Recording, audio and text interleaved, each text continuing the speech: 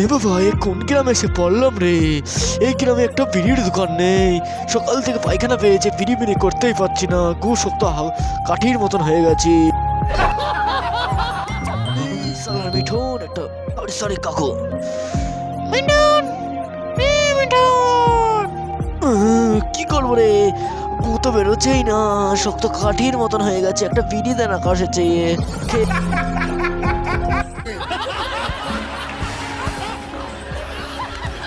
আমার বিড়ির ব্যবসা এখন ভালোই চলছে। তাই তো তোমাকে ওই কালকে সেই বিড়ি দিয়েছিলাম, মনে আছে? এই তো সেই বিড়ি, সেই বিমল। এখনো খাননি ম্যাডাম? কখন খাবেন? খান। কি ম্যাডাম, যখন রাতে আসবো 2 বোতল বাংলা নিয়ে আসবো।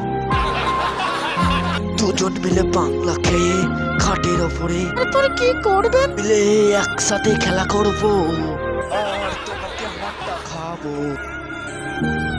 হট বল বক্সলা। ও বৌদি, আমি মাল খাওয়া ছেড়ে দিয়েছি।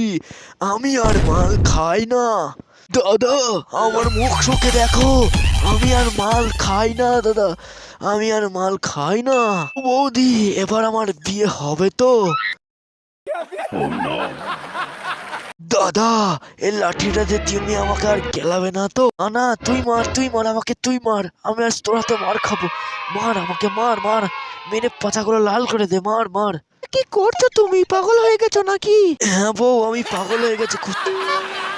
দেওর, মনে আছে তোমার? তুমি সেই সাথী বিড়ি খেয়ে এই মেডেলটা পেয়েছিলে আমাদের গ্রামে সে ফাংশনে।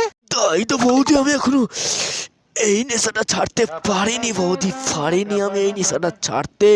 এই শালা, তুই এখনো নেশা করিস?